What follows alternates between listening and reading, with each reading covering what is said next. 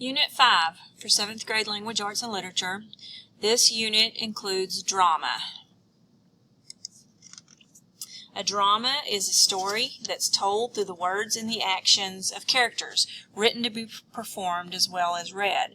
If you've ever been to a play where you have the actors up on stage and you watch these actors do this play, that's a drama, okay?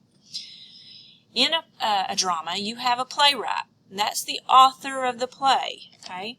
Even though it's being performed on stage, it's still been written as a story, and the playwright is the author who wrote that, okay? And then you have acts in your play.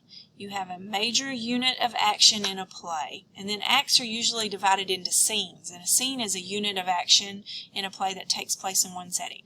So, you know how on a stage they'll have the background of maybe like a bedroom, and then they'll take a break and they'll move that out and they'll move another background in so that it looks like you're in a different place. Okay, those are the scenes, and those take place in the different acts that happen. Okay, characterization, that's the way that the writer develops the character's qualities and personality traits. When that actor is up on that stage, you are developing your idea of what kind of person that character is. That's called characterization.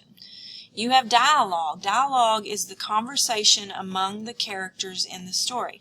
When we are reading these dramas in our book, you're going to have different people, their names are going to be there, the actors, and you're going to read the part for that person. That's called dialogue. You'll be talking back and forth to each other. And then you have a monologue. That's a longer speech told by one person. Sometimes in a drama, one person will talk for a very long time. That is called a monologue. A theater. Now, when we read our dramas in this book, of course, we're not going to be going to a theater. A lot of the dramas are performed in theaters, though. This is a place where the play are usually performed, up on a stage. They have a set. That's the making of the stage that tells the time and the place of the actions.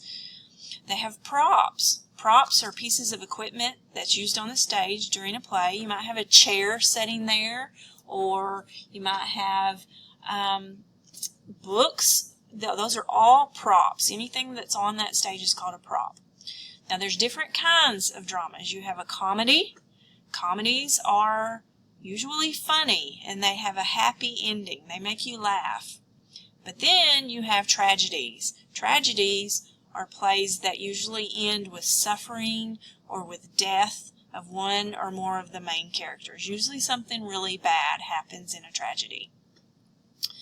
Alright, so you have your screenplay, which is the script from which the movies are made. You have your screenplay is the words that the actors are going to read, and it's put, they act it out, and it's put up on a screen for a movie. Okay.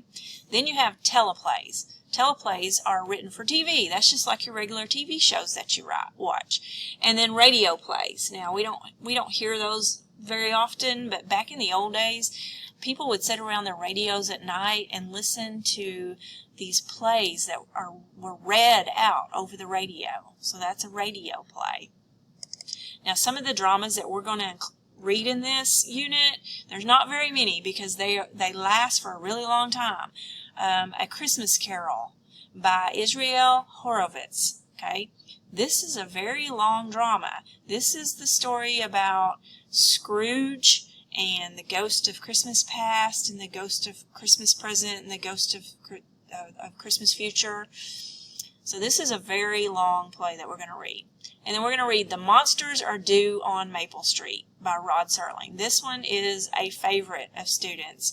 They love this story because it has to do with aliens coming down, and people are starting to wonder if each other are aliens. They start turning on each other. It's a fun story.